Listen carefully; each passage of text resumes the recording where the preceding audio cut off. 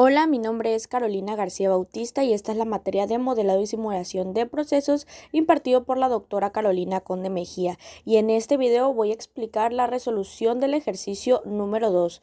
Vemos que dice, considere la siguiente información para la integración de energía en un proceso con dos corrientes frías y dos corrientes calientes. Vemos la tabla con las cuatro corrientes, sus respectivas temperaturas de entrada y temperaturas de salida dadas en grados Celsius. También vemos lo que es el WCP, que es el flujo por la capacidad calorífica de cada uno. Vamos a considerar un delta de temperatura mínimo de 10 grados centígrados y usando el método del punto de pliegue vamos a obtener los requerimientos mínimos de servicio y el número de intercambiadores requeridos para la red de intercambio.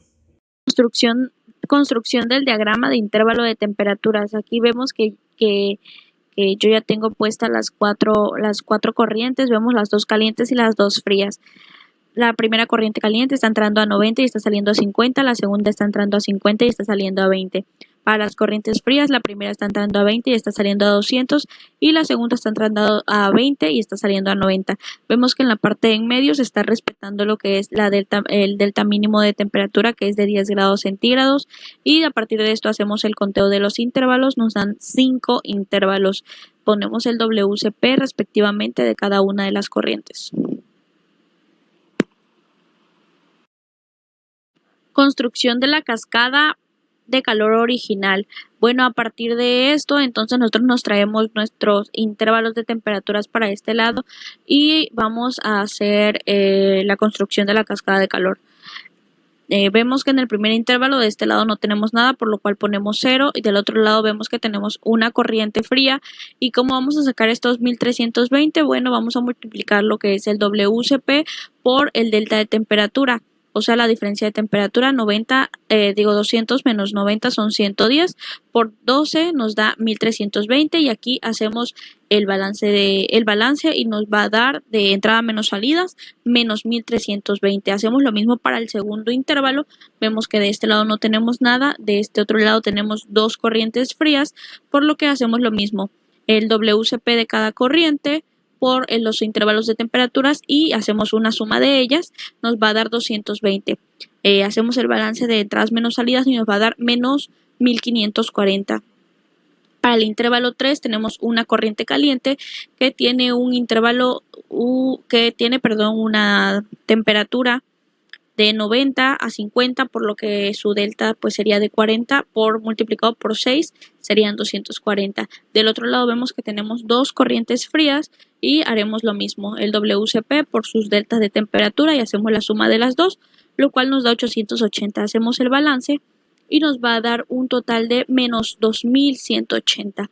Hacemos lo mismo para el intervalo 4, vemos que tenemos aquí una corriente caliente que tiene un delta de 20 por 9 son 180, y para las salidas vamos a tener otra vez dos corrientes frías. Vamos a hacer lo mismo, sus deltas, que en este caso pues serían 20 por sus WCP respectivamente, y hacemos una suma de ello, nos da 440. Entradas menos salidas nos va a dar menos 2440. Para el intervalo 5 vemos que tenemos aquí solamente una corriente caliente que tiene un intervalo de 10 por 9, que es su WCP, nos va a dar 90. De este otro lado no tenemos nada, ponemos 0 y hacemos entrada menos salida y nos da un total de menos 2350.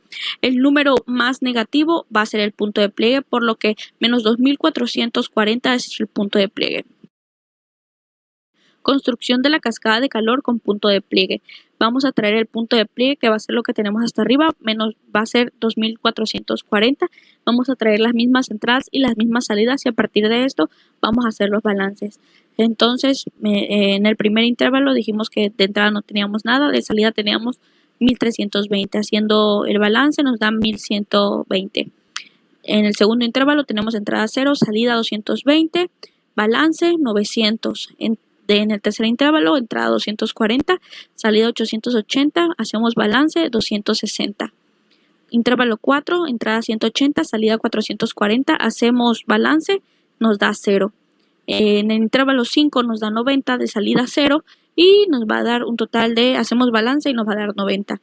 Por lo que en la parte de arriba los 2440 entonces serían el requerimiento mínimo de calentamiento, y los 90 de abajo serían el requerimiento mínimo de enfriamiento.